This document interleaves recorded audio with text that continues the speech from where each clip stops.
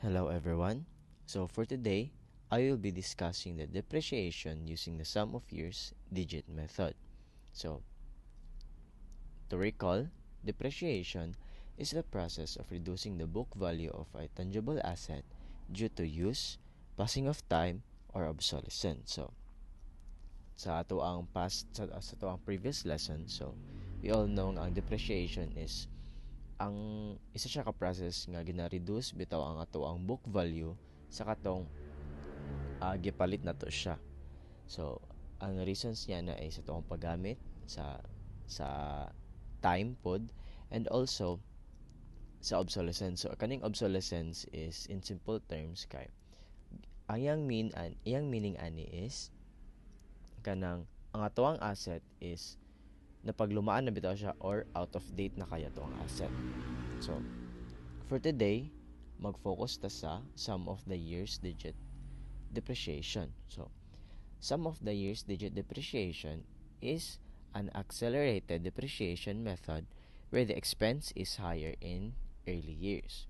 It is based on the idea that an asset loses more of its economic value when it is new and that the higher depreciation expense in the early years better matches the higher revenue generated by a new asset. Since ang the sum of the years digit depreciation is na siya duwa ka ways to solve. Ang first is medyo taas siya, medyo time consuming siya sa tuang kung mag-quiz ta or mag-exams. So ang ato ang focus lang sa karon is the simplest way or kaning pinakadali para makasolve ta bitaw sa sum of the years digit depreciation. So natay duha ka formulas.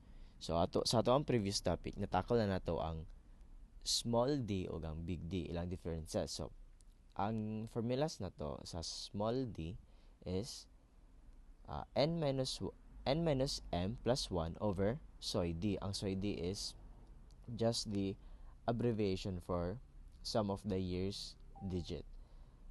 Multiply na nato na siya sa FC or sa first cost minus sa salvage value.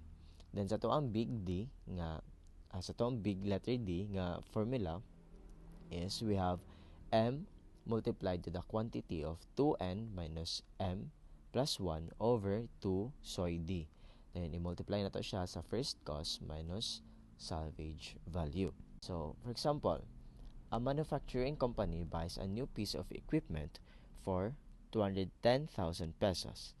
The equipment has an estimated useful life of 9 years and a salvage value of 30,000 pesos. So, using the sum of years digit method, we need to compute the depreciation during the 6th year and the book value at the end of the 6th year.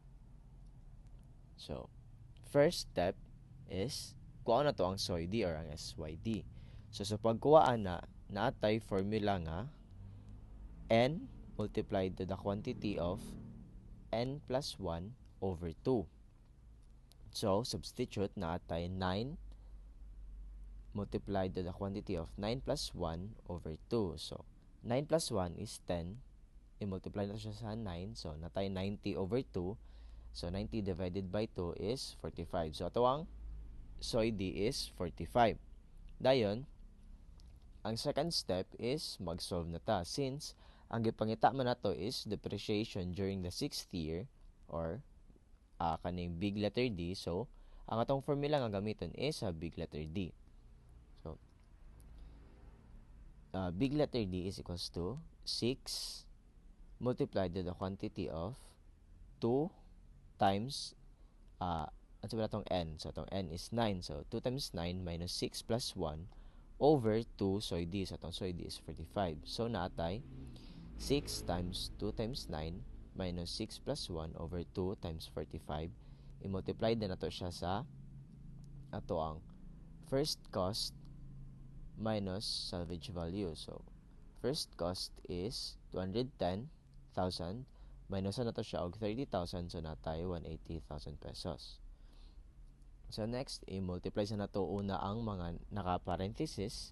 So, 2 times 9 is 18 minus 6 plus 1 dayon over 2 times 45 is equals to 90. Next is, maragya po na itong buhaton. Unahon na to ang mga nakaparenthesis. So, 18 minus 6 is 12 plus 1, 13. So, natay 6 times 13 over 90. Then, same lang yapon, 6 times 13 is 78 over 90. I-multiply na nato siya sa 180. So, 78 over 90, kung ibutang nato siya sa tawang calculator is, ang yang result is 0.866666. So, ato ang gibuhat diri is, ato siyang gi-round up. So, nag-ano lang ta. So, 5 digits ato ang gibuhat sa tuwang decimal. 0.86667 times 1,800 pesos. So, ang ato ang depreciation during sa tuwang 6th year is 156,000 pesos. So, ingana na siya kadali, no? So, magamit lang ta. So, first yun na itong buhaton is magkota sa SOID. Then, kung makuha na nato ang SOID, so ato ang sum of years digit, then, based itong formula, mag-input lang ta. So, dali rin kaayo siya. So, step 3. So, next na itong pangitaon is the book value at the end of 6th year. So, pagkuha na to sa itong book value, na atay formula nga, book value at 6th year is equals to first cost minus sa tuwang depreciation during the 6th year or sa D6 sa itong nakuha ganina. So, substitute the values lang. So, first cost nato is 210,000 pesos minus nato siya og depreciation sa tuwang 6th year. So, nakuha ganina nga 156,000. So, 210,000 minus 156,000 pesos is equal to 54,000 pesos. So, yan na siya kadali, guys, no? Ang atuan lang yung dumduman per minute is ang formula. So, first yun na ito buhaton, magkuha ta og SOID, then based atong formula kung unsa tuwang kailangan pangkuhaon, then that's it. Igora ka mag-substitute. So, thank you for listening. That's all. So, this is Alex Dave Austria from CE2B. Thank you.